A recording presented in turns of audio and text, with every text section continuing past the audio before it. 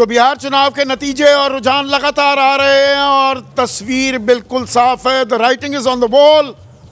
NDA ने कमाल कर दिया है। नीतीश का जादू एक बार फिर चल गया है। अब वो बिहार के युग पुरुष बनते हुए दिखाई दे रहे हैं। यह कहने में मुझे कतई कोई गुरेज नहीं है। 202 का आंकड़ा, 20 साल लगातार सरकार में बने हुए नीतीश कुमार 9 बार मुख्यमंत्री पद की शपथ ली, तो कहीं ना कहीं कोई थकान, नाराजगी, उत्साह में कमी दिखाई देती है, पर ऐसा कतई नहीं दिखाई दे रहा है। 202 243 में से और महागठबंधन 35 सीटों पर सिमटता दिखाई दे रहा है। और संकट तो यह खड़ा हो गया है आरजेडी के सामने, तेजस्वी यादव के सामने। पहला संकट तो यह कि वो राघोपुर से जीत पाएंगे क्या। दूसरा संकट यह कि 24 से नीचे ना चला जाए आंकड़ा, तो नेता प्रतिपक्ष, औपचारिक रूप से नेता प्रतिपक्ष भी नहीं बन पाएंगे। और उप मुख्यमंत्री बनाने का जो ख्वाब, जो सपना या संदेश दिया जा रहा था, मुकेश सहनी के बारे में मैं बात कर रहा हूं, उनकी पार्टी एक भी सीट नहीं जीत रही है, खाता ही नहीं खुल रहा। और ये किसी वर्ग विशेष, क्षेत्र विशेष की लड़ाई नहीं है। सबका साथ, सबका विकास, सबका विश्वास, सबका प्रयास। और नीतीश कुमार 200 पार। इस कहानी में हेडलाइन आप क्या देखते हैं विवेश भाई? इस कहानी में सबसे बड़ी बात दिखाई दे रही है कि बिहार को पलटीमार युग से मुक्ति मिल रही है। बार बार जो नीतीश कुमार पलटी मारते थे, अब वो पलटी नहीं मार पाएंगे। आप आंकड़े को देखिए, 91 है, 22 और 5 4, अकेले इधर 122 का आंकड़ा छू रहे हैं ये लोग। तो 79 को अगर आरजेडी के मतलब जेडीयू आप कह रहे हैं महागठबंधन के साथ मिल भी जाए तो भी 115 का आंकड़ा। अब भतीजा के यहाँ सेवई खाने नहीं जाएंगे, ईद की सेवई खाने नहीं जा पाएंगे चाचा जी। और आप ये बात क्या बीजेपी भी समझ रही है? इसीलिए नित्यानंद राय वो नीतीश कुमार ही मुख्यमंत्री होंगे, ये क्लियरली कहने से अटकते भटकते रहे। बार बार पूछ रहे थे उनसे और वो हिचक रहे थे। तो मैं सुनना ही, उनको सुनाई देना बंद हो गया। तो पिक्चर अभी बाकी है। आज रात से खेल शुरू होगा और कल कुछ हाई वोल्टेज ड्रामा भी हो सकता है। तो मतलब इस जबरदस्त जीत और इसमें बिहार में बाहर है नीतीश कुमार है, ये अभी तय नहीं है कि मुख्यमंत्री नीतीश ही बनेंगे। अभी तय नहीं है। बीजेपी ऐसे मौके को हाथ से जाने नहीं देगी और पलटीमार युग का अंत हो रहा है। 22 और 9, 31 और 91, ये तो 122 का आंकड़ा हो गया। नीतीश की जरूरत नहीं है। इसलिए अब नीतीश ये धमकी नहीं दे सकते हैं कि हम रमजान के महीने में जाकर के हम रोज़ा इफ्तारी में शामिल हो जाएंगे, भतीजे के यहाँ टहलते हुए चले जाएंगे। हाँ। ये नहीं कर पाएंगे। ये बड़ा दिलचस्प आंकड़ा है विवेश भाई, अहम बात कह रहे हैं। ये 201 के आंकड़े में 122 सीटें तो बिना नीतीश के भी पा रहा है एनडीए। तो बीजेपी, जिस ओर आपने पहले इशारा किया पिछले घंटे, तो बीजेपी इसीलिए अभी तोल मोल के बोल रही है। देखिए, पहले भी ऐसा हुआ है संदीप जी कि बीजेपी ने बहुत अच्छा जेडीयू से बढ़िया प्रदर्शन किया, लेकिन फिर भी नीतीश जी ही मुख्यमंत्री रहे। तो एक जो अगर हम परंपरागत तरीके से अगर देखें तो भाजपा ने कभी ऐसा किया नहीं है। जो भी उनके अलायंस नहीं किया, क्यों नहीं किया? महाराष्ट्र को भूल गई। एकनाथ शिंदे के नेतृत्व में चुनाव था और देवेंद्र फडणवीस, उसके बाद तो पूरा परिवार उतर आया था कि देवेंद्र फडणवीस ही बनेंगे अब तो मुख्यमंत्री। इससे पहले भी मुख्यमंत्री रहे हुए थे, ऐसी बात नहीं, वहाँ के बड़े नेता हैं, ऐसी बात नहीं है। ये अकेला राज्य है जहाँ पर, हिंदी भाषी राज्य जहाँ पर बीजेपी का मुख्यमंत्री नहीं हुआ। देखिए, ऐसा है कि अभी तक तो परंपरागत रूप से इसी प्रकार आंखें नहीं दिखा सकते। वही तो कह रहे हैं विवेश भाई कि इफ्तारी में जाना है, अब वो इफ्तारी नहीं कर पाएंगे। जैसे बीजेपी बताएगी वैसे ही करना होगा। देखिए, ऐसा है कि एक विकास की राह पर आप देखें तो एनडीए की सरकार बिहार में अच्छी नहीं, आप भतीजे के पास भी नहीं जा सकते ना। 79 सीटें हैं और 36 जोड़ दो तो 115 होता है। भतीजे के साथ भी नहीं जा सकते, आंखें भी नहीं तरेर सकते। घेराबंदी हो गई है। नहीं, ऐसा नहीं है। एक नीतीश जी का एक अपना स्तर और बड़ा उनका एक अच्छा सम्मान, पूरी जनता उनको इतना मानती है बिहार की, और इसकी वजह से भाजपा ने भी उनको जितने भी चुनाव रैली में आप देखिए, किसी भी स्पोक्स पर्सन आप देखिए, उन्होंने हमेशा यही कहा है कि मुख्यमंत्री की सीट खाली नहीं है। खाली? ये तो, अरे ये इसमें कौन सी रॉकेट साइंस है? खाली नहीं है, बीजेपी वाला बैठेगा इस बार।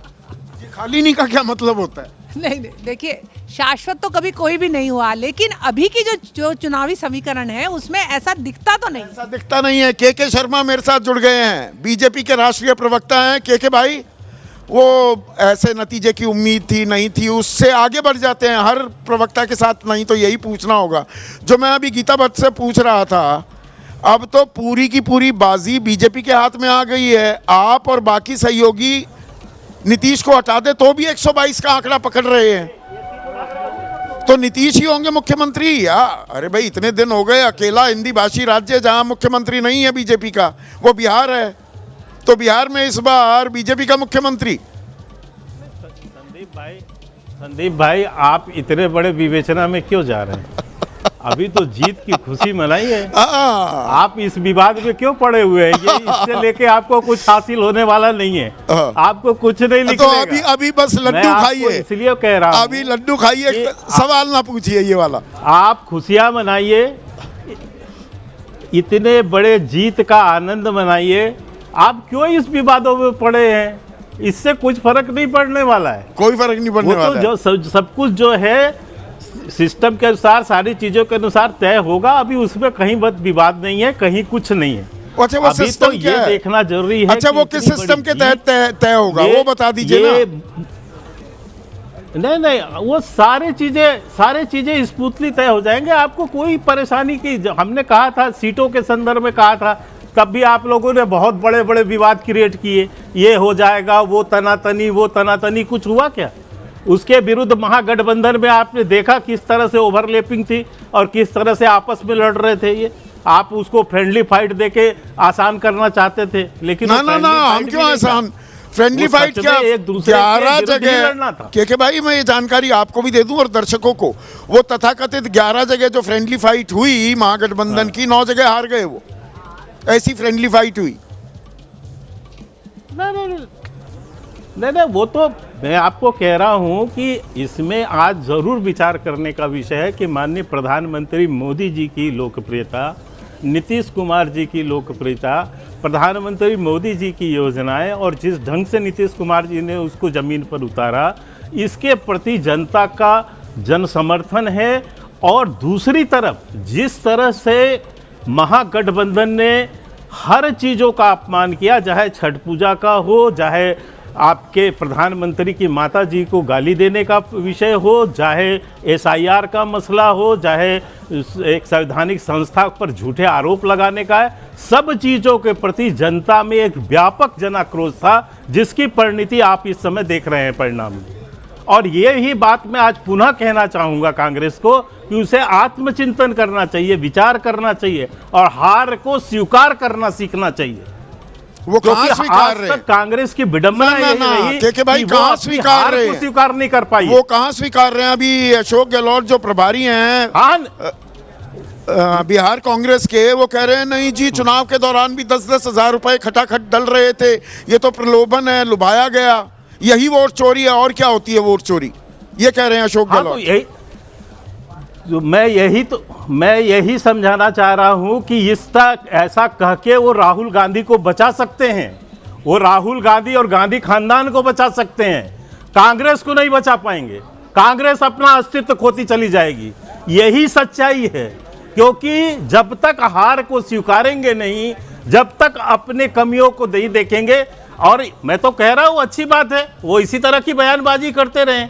हमारे लिए तो देखिए जनता सर्वोपरि है। जो महिला, जो माता सुबह 7 बजे खड़े होकर और लाइन में लगकर वोट देकर इतना बड़ा जनादेश दे रही है, उसके जनादेश का अपमान कर रही है कांग्रेस। और इसका खामियाजा केवल यहां नहीं, पूरे देश भर में भुगतना पड़ेगा।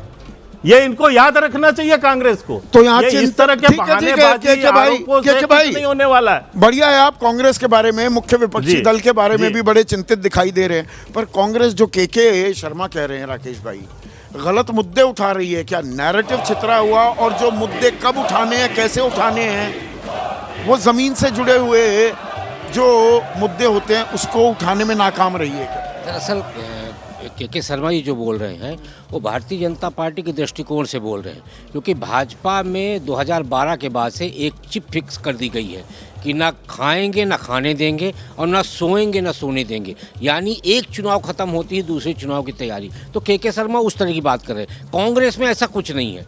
कांग्रेस में क्या है कि 57 दिन गायब हो गए वोटर अधिकार के बाद, 57 दिन मैं बता रहा हूँ पहुंचे ही नहीं बिहार। संदीप भाई, राहुल गांधी बिहार विधानसभा चुनाव लड़े ही नहीं है।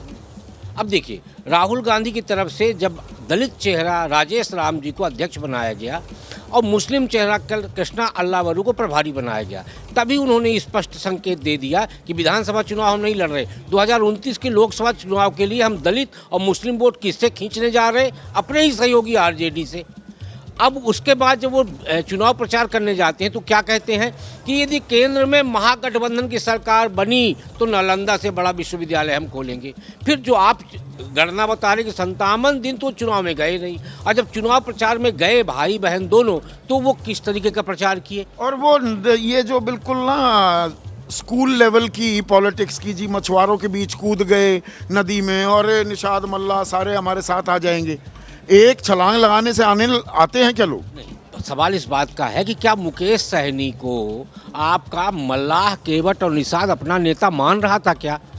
खाता भी नहीं खुला है वीआईपी का। पिछली बार आपको जो वोट मिला, क्योंकि एनडीए के साथ एक प्लस पॉइंट ये है कि एनडीए में बड़ा व्यवस्थित तरीके से वोट ट्रांसफर होता है। मैं ईबीसी वोट बैंक की भी बात करूंगा, अति पिछड़ों की भी बात होगी, वो सहेजा गया। ये छोटे छोटे 106 ऐसी जातियां हैं, 106 है ना, जिन बहुत छोटी छोटी 1 से कम % वाली, उन जातियों को साध लिया था क्या एनडीए ने? और महागठबंधन ने परवाही नहीं की, वो एमवाई पुराने परंपरागत ढर्रे पर ही चलते रहे क्या? इस चर्चा को आगे बढ़ाऊंगा, लेकिन मेरे सहयोगी ने केशव प्रसाद मौर्य सह प्रभारी हैं बिहार बीजेपी के, उनसे बात की है इन नतीजों के बाद, इन रुझानों के बाद। बिहार चुनाव के नतीजे आ गए हैं और जिस बात की चर्चा पिछले 1.5-2 महीने से एनडीए कर रही थी, वो नतीजों में भी कहीं ना कहीं दिख रहा है। बिहार चुनाव के जो सह प्रभारी रहे केशव प्रसाद मौर्य जी, वो इस वक्त हमारे साथ हैं। सर, जब से आप सह प्रभारी बने, पहली बार भी जब आपसे बातचीत हुई थी तब भी आपने यही बात कही थी कि अधिकतर सीटें आप लोग जीतेंगे और लगभग 2/3 के आसपास का आंकड़ा एनडीए के साथ है। अब नतीजे भी वैसे ही दिख रहे हैं, क्या कहेंगे? नहीं, अभी जो नतीजा दिख रहा है वो 200 तक के आसपास दिख रहा है। मैंने कहा था हम 2025 में 2010 का रिजल्ट दोहराएंगे। अभी 6 सीटें कम है, अंतिम समय तक हमें उम्मीद है कि हम लोग 2025 में 2010 दोहराएंगे और फिर से एनडीए की वहाँ पर बहुत बड़े बहुमत की सरकार बनाएंगे। और जो विकसित बिहार बनाने की बिहारियों की अपेक्षा है, बिहार के मतदाताओं की अपेक्षा है, बिहार के नौजवानों की अपेक्षा है, विकसित बिहार बनाने की नींव डालने का काम बिहार के मतदाताओं ने माननीय प्रधानमंत्री श्री नरेंद्र मोदी जी के प्रति भरोसा जता करके माननीय नीतीश कुमार जी के नेतृत्व को एक बार फिर से स्वीकार करके दे दिया। एसआईआर का मुद्दा लगातार महागठबंधन ने उठाया, राहुल गांधी ने उसको लेकर के रैलियां तक करी, पर क्या लगता है कि उस मुद्दे के कारण उनको मुंह की खानी पड़ी? एसआईआर मुद्दा ही नहीं है। एसआईआर एक लोकतंत्र का पवित्र यज्ञ था, जिसमें कोई मतदाता अगर स्वर्गवासी हो गया है, मतदाता सूची से नाम हटाने का वेलकम करना चाहिए एक जिम्मेदार राजनीतिक दल के नाते। जो मतदाताओं का तो यहाँ पर केशव प्रसाद मौर्य ताल ठोकते हुए हमारे साथ एनडीए में ही अहम घटक हैं एलजेपी रामविलास पासवान गुट के राष्ट्रीय प्रवक्ता और उनके मीडिया प्रभारी धीरेन्द्र मुन्ना भी लगातार जुड़े हुए हैं। और मुन्ना भाई, 29 सीटें हाथ में आई जिन पे चुनाव लड़ना था, एक का तो नामांकन ही खारिज हो गया था, तो 28 में से 22, ये सारे ही 80% के करीब स्ट्राइक रेट दिखा रहा है पूरा एनडीए। ऐसा क्या मुगली गुट्टी 555 आपने पिला दी बिहार की जनता को? संदीप जी, सबसे पहले तो आपके चैनल के माध्यम से बिहार के सभी मतदाताओं का हम स्वागत करते हैं, अभिनंदन करते हैं, धन्यवाद देते हैं। साथ में आप सभी पत्रकारों का भी मैं अभिवादन करता हूं कि साथ साथ में हम लोगों के साथ में आप लोगों ने भी लोकतंत्र के महापर्व में अपनी जिम्मेदारी को निभाई है। पत्रकारों को भी बधाई दे रहे, मतलब पत्रकार का और नेताओं का तो 36 का आंकड़ा होना चाहिए। हम क्यों करें आपके साथ कदम ताल? 36 का आंकड़ा होता है, लेकिन जनता के लिए वो 63 बना रहता है। इसलिए मैं बधाई देता हूँ। वो 63 बन गया है क्या, या बना दिया गया? होना चाहिए 36 ही। बिल्कुल नहीं, आप 36 नहीं, जनता के लिए 63 के आंकड़े बनाने के लिए आप हम संवाद करते रहेंगे, तभी देश का और प्रदेश का भला होगा। संदीप भाई, देखिए जिस तरह के आंकड़े आए हैं ये निश्चित तौर पर कई बार मैंने कहा है कि ये फैक्टर कोई रॉकेट साइंस नहीं था। मेरे नेता अलग लड़े, स्थिति कहां थी 2020 के चुनाव की, आज हम साथ साथ में हैं, तो एक स्थिति कहां पर है, ये इसमें क्या समझने वाली बात है। मैं 29 सीटों में से एक मेरी चली गई, 28 सीटों पर मेरी पार्टी ने लड़ा और वैसी सीटों से लड़ाई हमने लड़ी जहां पे एनडीए कमजोर थी, उनमें से 22 सीटों को हमने जीतने का काम किया। ये सिंपल सा गणित है कि ये जो सीटें हम नहीं जीत पा रहे थे एनडीए घटक दल में जब नहीं थे, तो इन सीटों को जीत करके आदरणीय प्रधानमंत्री जी, तो जीत का, इस जीत की सबसे बड़ी वजह क्या है? वो एक्स फैक्टर, ऐसा जबरदस्त मैंडेट आपको भी अंदाजा नहीं था धीरेन्द्र भाई कि 200 पार कर जाएंगे। जीत की सबसे बड़ी वजह क्या है? इसकी सबसे बड़ी वजह है कि मैं बता रहा हूं, राष्ट्रीय जनता दल जो अपने पुराने, और मैं तो कहता हूं इंडी गठबंधन के, कि जो मतलब नेतृत्व भी नहीं उन्होंने बदला, नारे भी नहीं बदले, नैरेटिव भी नहीं बदला। ये तीनों एन जो है इनके लिए लगातार पिटते जा रहे हैं, ये तीनों पे ना वही चीज को लेकर के जिस प्रदेश में जाते हैं वहां के लोकल नेतृत्व को राहुल जी उठाते हैं, और यहाँ तेजस्वी जी को भी अपने ही नारे में उलझा दिया, उत्तर प्रदेश में अपने नारे में उलझा देते हैं, मध्य प्रदेश कांग्रेस ने नैया डुबो दी, आप ये कह रहे हैं महागठबंधन की? जी, कांग्रेस ने नैया डुबो दी, गलत मुद्दा ही उठवा दिया, राहुल गांधी ने वो उठाया, उसके बाद 57 दिन गायब हो गए, फिर कैंपेन कभी बन ही नहीं पाया। नहीं, ये मुद्दा बिल्कुल गलत उठा दिए, जहां पर वोट कटा ही नहीं है, वोट चोरी हुआ ही नहीं है, वैसे मुद्दों को आप अपने मुद्दों को जनता के मुद्दा जन आंदोलन बनाने की जो कवायद थी, ये कहीं ना कहीं गलत था। लोगों के वोट कटे नहीं थे, कमजोर तबके में 0.5% वाले लोग। आपने एक अहम पॉइंट दिया है, टॉकिंग पॉइंट। धीरेन्द्र मुन्ना, आप बने रहिए, मैं अभी आपसे और बात करूंगा। अक्कू श्रीवास्तव वरिष्ठ पत्रकार भी हमारे साथ जुड़ गए हैं। अक्कू भाई, धीरेन्द्र मुन्ना एक बड़ी वाजिब सी बात कर रहे हैं, मुझे लग रही है वाजिब है, कि अपना मुद्दा जनता पर थोपती दिखाई दिया महागठबंधन, खास राहुल गांधी।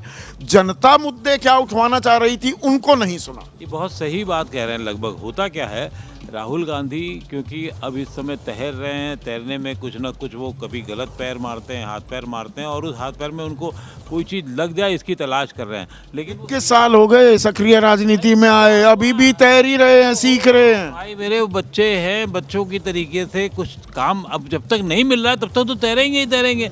आप भी यही कह रहे हो, मैं भी यही कह रहा हूँ, तो मजबूरी है उनकी तैरना, लेकिन उसमें सीख नहीं पाए। असली चीज़ है वो तैरना नहीं सीख पा रहे हैं। सही मुद्दे, लोगों से वार्तालाप, लोगों से संवाद, लोगों से सुनिए कि तुम क्या मुद्दे उठवाना चाह रहे हो। वो तो कुली भी बन जा रहे हैं वहाँ। वो फोटो ऑप मात्र है क्या, या उनकी समस्याएं की एक तरीके से उठानी है? वो फोटो ऑप ज़्यादा होता है कि तालाब में कूद जाते हैं, तालाब में कूदने के बाद लगता है कि उनको पूरा मछुआरा वोट मिल जाएगा, वीआईपी का जितना और है वो और जुड़ जाएगा। उनको ये उनकी जो टीम है, सलाहकार टीम, वो जैसा उनको समझाती है बड़ी जल्दी उनको लगता है oh this is very great, very great. और वो ग्रेट जो है वो जी कहाँ चला जाता है, किसमें, वो बेकार हो जाता है मामला। असली संकट वहाँ है, चीज़ों को ना समझना। 24/7 का जो आरोप है उनके ऊपर कि वो राजनीति नहीं करते हैं, उसका है। एंड चुनाव पे आप महीने भर चले जाते हैं विदेश यात्रा के लिए, आपने थोड़ा बहुत जो माहौल सर के किया, एक तो गलत बनाते हैं आप उसको। यही माहौल आप बिहार चुनाव की वोटर लिस्ट को लेकर के 2 गुना आदमी करके कर देते तो शायद लोगों को पता लगता। जो 2 साल 1.5 साल पहले चुनाव हो रहा है उसके लिए कर रहे हैं, फिर आप बम फोड़ रहे हैं हरियाणा का लेकर के, साल भर पुराना वाला। यही मैं बार बार कह रहा हूँ, मैं कह रहा हूँ थोड़ा सा हिस्सा लें, लेकिन उतने ही आदमी को लेकर के अगर वो बिहार चुनाव को लेकर के काम करते तो शायद ज़्यादा इम्पैक्टफुल होता। यह मुद्दों की दरअसल गूंजी नहीं है। आजकल नया शगल जो आ गया है अक्कू भाई राजनीति में, चुनाव से पहले हाँ वो बांट दीजिए, 10,000 रुपये दिए, खटाखट नोट मिले, वो वोट मिले फटाफट।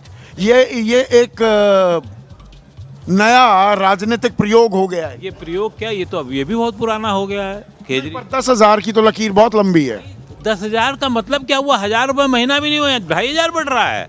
आप ये भी देखो, 10,000 कहने के लिए 10,000 है। वो तो चले गए ना। देखिए, सत्तारूढ़ गठबंधन को फायदा हो जाता है कि वो डाल सकते हैं, दूसरा बताता रहेगा मैं आऊंगा तो दूंगा। तो जहाँ है वहाँ तो कर लो।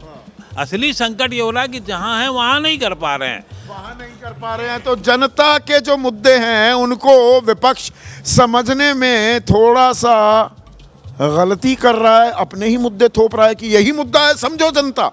और जनता कह रही है अरे भाई हमारी बात करो तब तो बात समझ में आएगी। तो बिहार से नतीजे और रुझान आने का सिलसिला लगातार जारी है, लेकिन अब तस्वीर बिल्कुल साफ हो गई है। No if no but, NDA की जबरदस्त जीत हो रही है।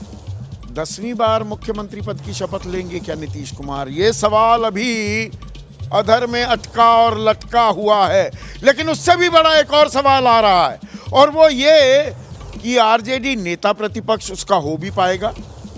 28 पर है, 24 से नीचे गई तो वो भी नहीं होगा। और नेता प्रतिपक्ष अगर बन भी जाता है, 27-28 सीट आ जाती हैं, तो नेता प्रतिपक्ष क्या तेजस्वी यादव होंगे? क्योंकि राघोपुर से तेजस्वी यादव 3000 से भी ज्यादा वोटों से, 3230 वोटों से 10 राउंड के बाद पीछे चल रहे हैं। राजकुमार राजन हैं, राष्ट्रीय प्रवक्ता हैं, आरजेडी के मेरे साथ जुड़े हुए हैं। राजकुमार, ये तो आपका राजकुमार और मुख्यमंत्री का चेहरा हो सकता है विधानसभा में जगह ही ना मिले, दिखे ही ना। संदीप जी देखिए, अब अभी कई राउंड हुए हैं, कई राउंड बाकी 10 राउंड की बता रहा हूं मैं गिनती के बाद, 3230 वोट पीछे। संदीप जी अभी 25 राउंड तक चलता है आगे, इसलिए लगातार यह चलेगा। और कई सूचनाएं आ रही है कि जहां आरजेडी थोड़े से आगे होते हैं उसके राउंड पीछे कर दिए जाते हैं, धीरे धीरे क्रमशः बहुत धीमे चुनाव अब इसी में तसल्ली शुरू होता है। अब ये 4829 वोटों से पीछे हो गए 11वें राउंड के बाद, लगभग 5000 वोट पीछे। ये तो देखना होगा, आगे अभी कई राउंड हैं, उस पर हम लोग आशा रखते हैं कि हम आगे बढ़ेंगे, निश्चित तौर पर आगे बढ़ेंगे। काफी आशावादी दिख रहे हैं राजकुमार भाई, या बस अब हथियार डाल दिए हैं? नहीं संदीप जी, आशा तो राजनीति में होनी ही चाहिए। हार जीत लगी रहती है, लोकतंत्र की जीत होनी चाहिए, मुद्दे पर चुनाव होने चाहिए। हमारे माननीय, तो कौन रोक रहा था आपको? आपने तो मुद्दों पर चुनाव लड़े ना, आपको कौन रोक रहा था? या गलत मुद्दे उठा लिए? नहीं, बिल्कुल गलत मुद्दा नहीं उठाया था। इन 20 सालों में, 20 साल से राज्य सरकार में, 11 साल से डबल इंजन की सरकार की जो विफलताएं थी, और जो बिहार भारत का सबसे पिछड़ा राज्य बना हुआ है, जो वहाँ पलायन है, बेरोजगारी है, जो महंगाई है, और जो जिस तरह के प्रति व्यक्ति आय में कमी है, तो जनता को समझा नहीं पाए ना। ये तो मुद्दे हैं, दस्तरी पर सजे हुए थे, तो ये जनता ने इनको हाथों हाथ क्यों नहीं लिया? या ऐसे मुद्दे अपने आप मुद्दे चुन लेते हैं क्या राहुल गांधी? हम ये चर्चा कर रहे थे, आप जुड़े हुए थे उस वक्त, कि SIR मुद्दा होना चाहिए या जनता से पूछोगे मुद्दा क्या है, या जनता को बता दोगे मुद्दा यही है? सवाल है संदीप जी, आप भी जानते हैं, हमारे पैनल में जो भी है सभी जानते हैं कि लोकतंत्र का आधार स्तंभ चुनाव आयोग होता है। निष्पक्षता और पारदर्शिता पर बात हो रही थी, सदमे बार बार हो रहा है, मुद्दे उठ रहे हैं, और वो मुद्दे SIR जो प्रारंभ हुआ था उसमें बहुत सारी गड़बड़ियां थी, उसको लेकर हम कोर्ट भी गए थे। अंततः आप जानते हैं कि कोर्ट ने आधार कार्ड को जोड़ा था, और लाखों जनता जो है, जो वोट में नाम जिसका हट सकता था, उसके कारण से उनका नाम जुड़ा। वह तो एक बुनियादी तौर पर हमारी तो मतलब आप ये कह रहे हैं वोट चोरी के चलते ये आंकड़े आ रहे हैं, ये रुझान आ रहे हैं? आप देखिए, ये तो हम समीक्षा बाद में करेंगे, पर जमीन अभी से तैयार करने लगे। नहीं संदीप जी, आपने भी देखा होगा, केंद्रीय मीडिया ने दिखाया कि बहुत ऐसे नागरिक थे बिहार की जनता जो वोट बूथ पर गया और वोट बूथ पर देख रहा है कि उसका नाम ही नहीं है, और वह निराश होकर लौटा। मतलब कहां कितने मुद्दे आपने उठाए? 10 तारीख को जो वो साइलेंस पीरियड होता है, प्रचार खत्म हो गया था, दूसरे चरण के मतदान से पहले प्रेस कॉन्फ्रेंस करते हैं तेजस्वी यादव और कहते हैं समस्तीपुर में जी वीवीपैट की पर्चियां मिल रही है। वो तो बता दिया चुनाव आयोग ने कि मॉक ड्रिल थी, या CAPF की इतनी टुकड़ियां, 208 टुकड़ियां 14 एनडीए शासित राज्यों से भेजी गई, तो 65 टुकड़ियां तो आपके विपक्षी शासित राज्यों से भी आई। जमीन पहले ही तैयार कर रहे थे क्या? नहीं, तो ये तो आपने देखा ही है कि सासाराम में जहां बूथ है, जहां मतपेटी रखा गया है, वहां ट्रक मिले थे और ट्रक का ड्राइवर गायब था। यह तो संदेह होगा, लाजमी है कि एक ऐसे समय में, इस संवेदनशील समय में आप वहां ट्रक ले जा रहे हैं और ट्रक की एंट्री नहीं है। इक्का दुक्का अपवादों को उठाकर पूरी चुनावी प्रक्रिया पर आप सवाल उठाते हैं। जब जीत जाते हैं तो सब ठीक। चुनावी प्रक्रिया में इतनी गड़बड़ है, 240 पर बीजेपी अपने आप को क्यों सिमटा देती? अगर वो चुनाव मैनेज कर सकती है तो लोकसभा चुनाव में 240 ही सीटों पर क्यों रुकती? वो 370 आ जाते। कह रहे थे वो तो ताल ठोक रहे थे। संदीप जी देखिए, लोकतंत्र का मूल्य तो यही है, जहां संदेह होगा जनता के लिए चुनाव होता है, चुनाव जनता के लिए नहीं होता है। वो तो देखना पड़ेगा कि जनता का हित कहाँ है, जनता के जो अधिकार है उसमें हस्तक्षेप कौन कर रहा है। जनता को नहीं समझा पा रहे क्या? गलत मुद्दे उठा रहे हैं क्या? दीपक झा राष्ट्रीय प्रवक्ता हैं कांग्रेस के, जनता की बात कर रहे हो, जनता के सरोकारों की बात करते हो, उनके जो मुद्दे हैं वो ना उठाकर अपने मुद्दे थोप रहे हो क्या? जनता ने कहा ना जी, ये नहीं चलेगा। संदीप जी आपको और आपके दर्शकों को नमस्कार। अभी देखिए लगभग अभी आधे राउंड की काउंटिंग भी नहीं हुई है।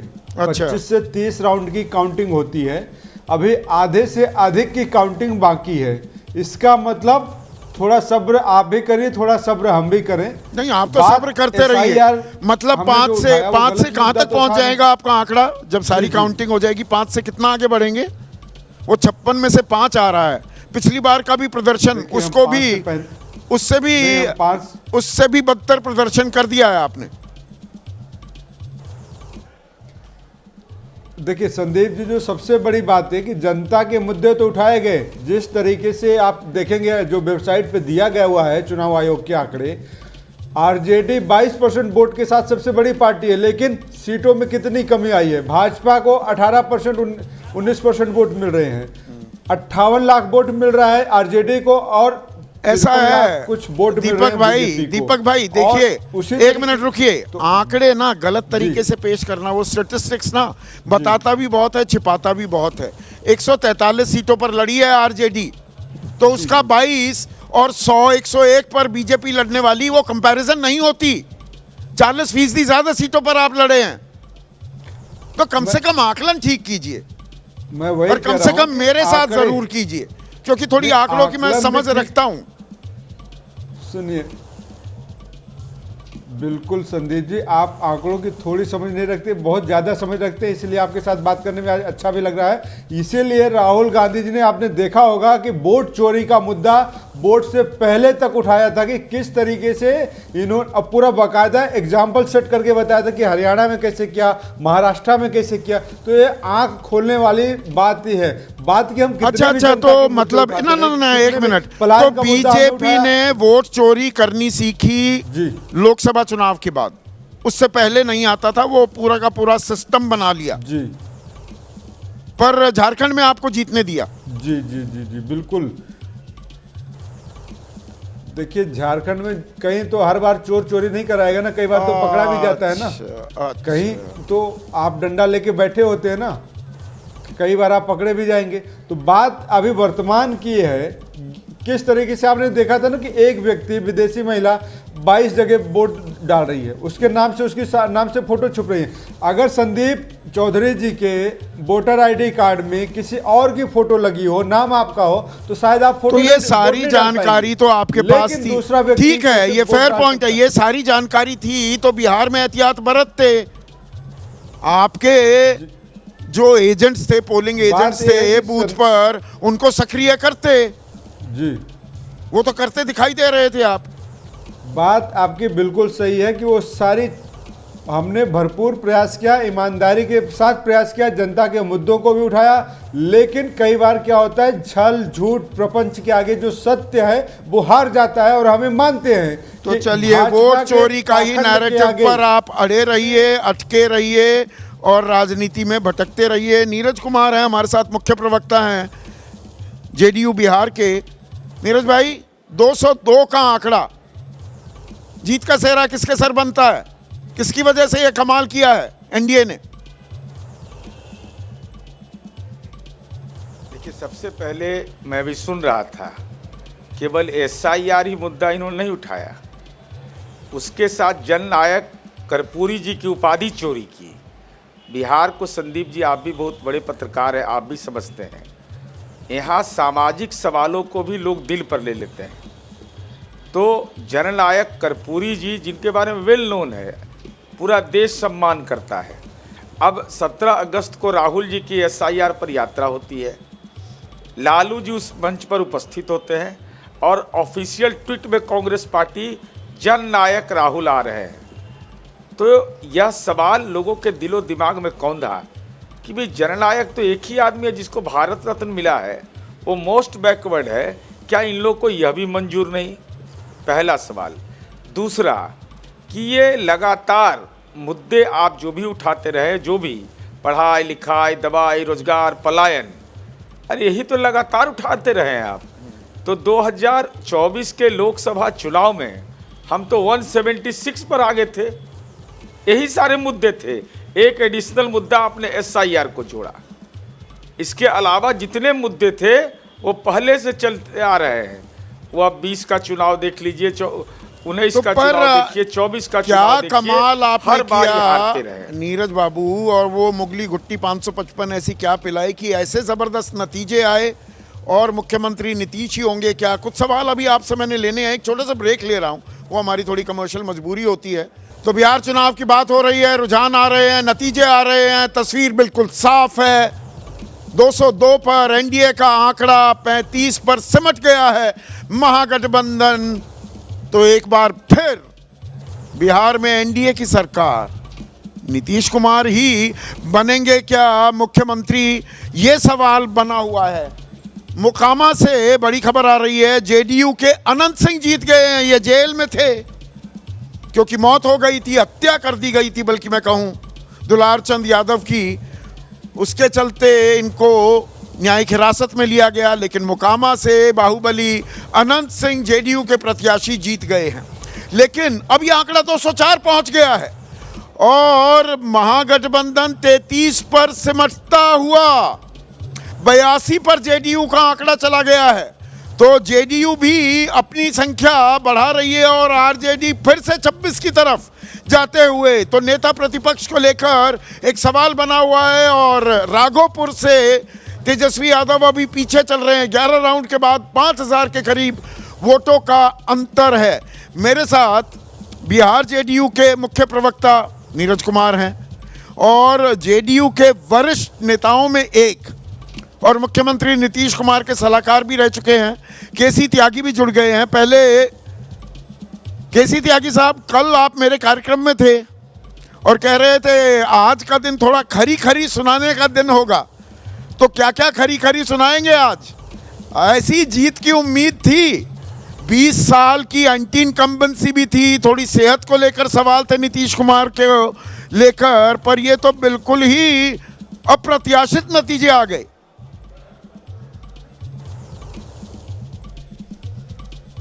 संदीप जी, पिछली बार जो हमारी 43-43 सीट आई, उसको लेकर के जेडीयू के कार्यकर्ताओं ने 5 साल तक ताने उलाने सुने कि इनकी आधी संख्या रह गई, घट गए, नीतीश कुमार की लोकप्रियता समाप्त हो गई। तो हमें एक नाइतफाकी के चलते, मैं कोई कठोर शब्द नहीं इस्तेमाल करना चाहता, ये एलजेपी और आरएलएम दोनों ने हमारे उम्मीदवारों के खिलाफ उम्मीदवार खड़े करे। 36 सीटों पर हमें नुकसान हुआ। तो पिछली बार हम 80 सीटें पिछली बार भी जीत रहे थे। आज पर ये तो एक कार्यकर्ता का सीना ये खड़े तो किए थे बीजेपी ने ना, केसी त्यागी साहब। हनुमान तो बीजेपी के थे। आप एलजेपी रामविलास पासवान गुट का नाम ले लेते हैं, बीजेपी का नाम लेने से कतरा जाते हैं। बीजेपी का आशीर्वाद था ना चिराग पासवान पर। आप जो है अगर मेरे मुंह से खराब चीज कहलवाना चाहते हैं तो बेहतर है कि वो संबोधन आप खुद ही करें, मुझे कोई ऐतराज नहीं होगा। लेकिन मैंने बताया कि वो एक दंश जो था वो जेडीयू के कार्यकर्ता झेल रहे थे। हाँ। और आज ना सिर्फ 80 पार किए, मैंने आपसे 80 पार बोला था या नहीं? बिल्कुल बोला था। 80+, बिल्कुल। आज 80+ है। और ये जन आदेश नीतीश कुमार की 52 साल की त्याग तपस्या का और जो हमारे 20 साल का कार्यकाल है उसका है। लालू और नीतीश में फर्क क्या है? आज उनकी पार्टी कैसे मुख्य विपक्षी दल बनने के लायक क्यों नहीं बची? हम सब लोग, चाहे रामविलास जी हों, शरद जी हों, नीतीश जी हों, लालू जी हों, हम हों, सुशील मोदी हो, सब एक धारा से निकले हुए लोग थे, जयप्रकाश की धारा के। जब मंडल लगता है उसके बाद एक अराजकता बिहार में पैदा होती है। नीतीश कुमार भी मंडल का समर्थक है, हम भी है, लेकिन हम किसी को चिढ़ाते नहीं हैं। नीतीश कुमार भी उसको इम्प्लीमेंट करता है तो स्वर्ण आयोग भी बनाता है। तो समाज में जो ये दुराव पैदा हुआ 1990 का, ये उसका नतीजा है। और राहुल गांधी, तो इस जीत का सेहरा नीतीश कुमार के सर बांधा जाना चाहिए। वो चाहते थे कि केसी त्यागी साहब, सिर्फ और सिर्फ सभी पार्टी के निष्ठावान कार्यकर्ता, बिहार की जनता और उनका नेता नीतीश कुमार को ही मैं इसका श्रेय देता हूं।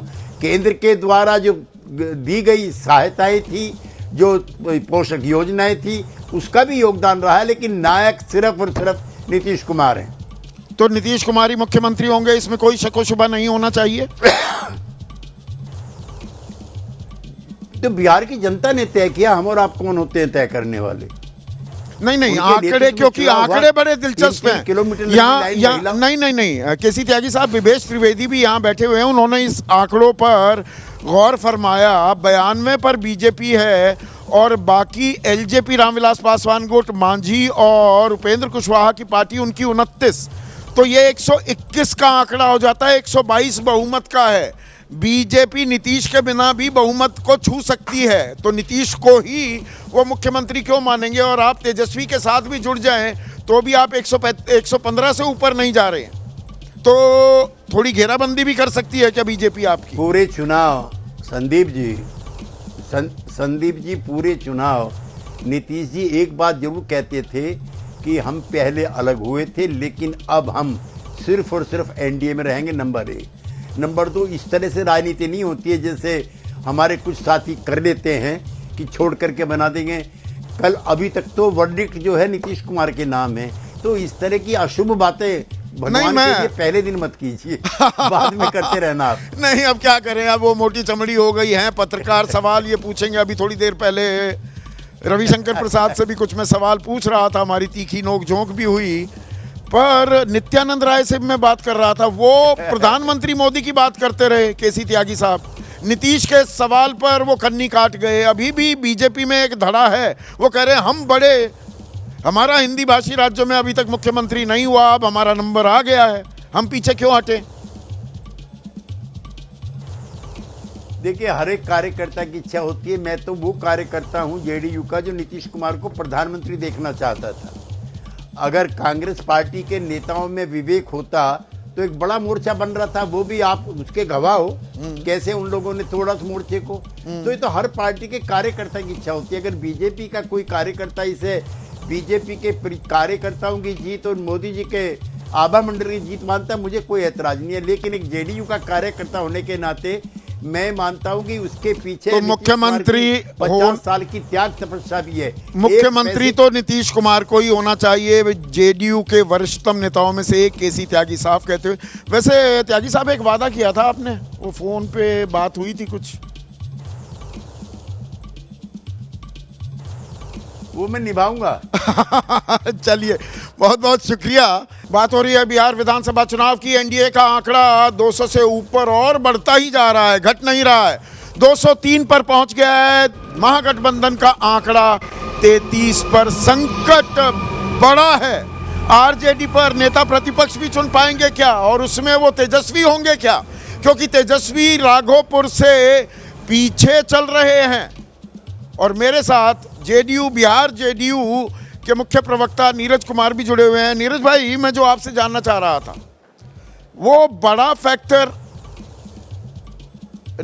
नीरज अब हमारे साथ नहीं है, पर बड़ा फैक्टर आप क्या देख रहे हैं? हमारे साथ अक्कू श्रीवास्तव तो हैं ही। ये गेम चेंजर कौन सा मुद्दा साबित हुआ? ये 203 का आंकड़ा कोई ये मजाक नहीं है। और 20 साल की एंटी इनकम्बेंसी भी होती है, थकान भी होती है वोटर में, और तबीयत भी ठीक नहीं थी। Nitish Kumar is not in the best of his health. उसके बावजूद ये आंकड़ा, सबसे बड़ी वजह आप क्या देखें? मैं पीछे से बताता हूँ। एक तो नीतीश कुमार की हेल्थ कोई मुद्दा नहीं थी, जितना जमीन पे मैंने। अब यहाँ पर एक और बड़ी खबर आ गई है, वो ये कि AIMIM अब 6 सीटों पर आ गए और कांग्रेस 5 पर। पतंग हाथ को मात दे रही है। मात्या दे रही है। अब तो आलम यह है कि पतंग कब गिर करके ज़मीन पे आ जाए वाली हिसाब हो गई है। अगर आप कांग्रेस को पतंग मान रहे हैं तो फिर उसकी हालत ऐसी। नहीं, पतंग मान रहा हूँ मैं। ओवैसी का चुनावी चिन्ह है ना हाथ। ओवैसी बिल्कुल सही कह रहे हैं आप। तो वो मात दे रहे हैं उनको, ओवैसी था वो, जबकि माना गया था। और ज़मीन पे भी वाम खेमा 2 सीटों पर। आप तो बिहार की राजनीति से वाकिफ हैं। वाम खेमा पिछली बार सबसे अच्छा स्ट्राइक रेट अगर किसी का था महागठबंधन में, वो वाम खेमे का। लेकिन इस बार वो जो बहाव चली है ना, हवा चली, उस हवा में सब के स्ट्राइक रेट उड़ गए हर एक की। पर वाम खेमा तो मुद्दों से नहीं हटता, उसके कार्यकर्ता भी समर्पित हैं। वो समर्पित तो हैं, लेकिन वो चीज़ों को समझ नहीं पाए। उस भाव में जो चल रही थी जेडीयू के समर्थन में, भाजपा के समर्थन में, भाजपा का समर्थन नहीं कहना चाहिए मुझे, जेडीयू का समर्थन कहना चाहिए। एक जो पहले आपने कहा था कि नीतीश कुमार की सेहत कोई मुद्दा नहीं थी, ये बिल्कुल काम नहीं की था। हाँ, अब नीतीश कुमार को ऐड क्या किया, पिछले 5 साल में बिहार ने जो डेवलपमेंट दिखने वाला किया, इस बार काम उनका दिखाने और दिखने वाला ज़्यादा था। अभी तक हो सकता है ज़मीनी कुछ काम होते हों, लेकिन उन्होंने दिखने और दिखाने वाले काम खूब किए, जिसकी वजह से बिहारियों को और बिहार के लोगों को एक अपनी प्राइड ज़्यादा बढ़ती हुई नज़र आई। फिर जो गरीब लोग थे उनको देने का काम, ये 10,000 गेम चेंजर था। 10,000 ही नहीं है, वो आपको ये मानना पड़ेगा कि चाहे वो इज्जत घर दिए गए हों, चाहे राशन दिया गया हो, चाहे वो राशन ही तो मतलब 80 करोड़ लोग इस देश में इतने गरीब हैं, 5 किलो अनाज के बिना भूखे रहेंगे। नहीं भाई, मैं तो कह रहा हूँ 100 करोड़ लोगों में भी अगर आप 5 किलो अनाज, 2 किलो तेल और 2 किलो नमक भी दोगे तो कोई मना जल्दी नहीं करने जा रहा है। तो मतलब लोगों का एक भरोसा कायम हो जाता है, देंगे तो यही देंगे। ये काम कर गया है। हर तरह की उम्मीद नीतीश कुमार से कहिए एनडीए से, नीतीश और नरेंद्र मोदी से ही लोगों को थी। वो जो घोषणाएं कर रहे थे कि हम हर घर में रोजगार देंगे, उस पर किसी को भरोसा नहीं हो रहा था। उन लोग गांव में कहते थे कि अरे उनके पिताजी तो नौकरी के बदले पे ज़मीन ले लिए थे, वे कहाँ से देंगे, उनकी तो सरकार इतने दिनों तक। और चीज़ चल रही थी कि भाई यादव और मुसलमान तो ये तो MY वो परंपरागत चश्मे से जो हम देख रहे थे, इस बार मुसलमान कहीं अटकने वाला नहीं, भटकने वाला नहीं। वो घुसपैठिए का भी नैरेटिव चला, नमक हराम भी कहा गया, वगैरह वगैरह वगैरह कि इस बार तो महागठबंधन को ही पड़ेंगे। कांग्रेस 5, असदुद्दीन ओवैसी कह रहे थे कि पतंग कट जाएगी, वो 6 सीटों पर आगे चल रहे।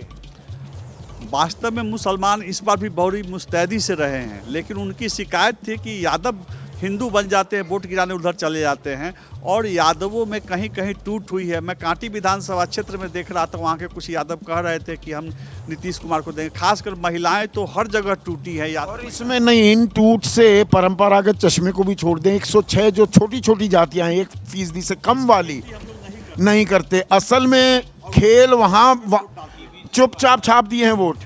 वो चुपचाप जाकर वोट डालते हैं, वो किसी से कुछ कहते नहीं हैं। न हम पत्रकार उनसे बात करने जाते हैं, न हम अपने आंकड़े में उनको शामिल करते हैं, लेकिन वो चुपचाप वोट डालते हैं। चुपचाप भी वोट पड़े हैं, और इसीलिए कोई ना एंटी इनकम्बेंसी या प्रो इनकम्बेंसी की ऐसी कोई लहर नहीं दिखी। पर ये लहर यहाँ दिखाई दे रही है। अब 203 की जगह 204 पर आंकड़ा पहुँच गया है NDA का। नीतीश की सरकार बनेगी या NDA की सरकार बनेगी, शाम तक कल तक को पता लग जाएगा। पर अब ये तस्वीर बदलने वाली नहीं है, ये बात भी आप तय मानकर चलिए। और 5 से अब 4 पर आ गई है दरअसल कांग्रेस पार्टी। तो देश के मुख्य विपक्षी दल का क्या है हाल, वो आप देख सकते हैं। अभी मेरे साथ बस इतना ही। नमस्कार।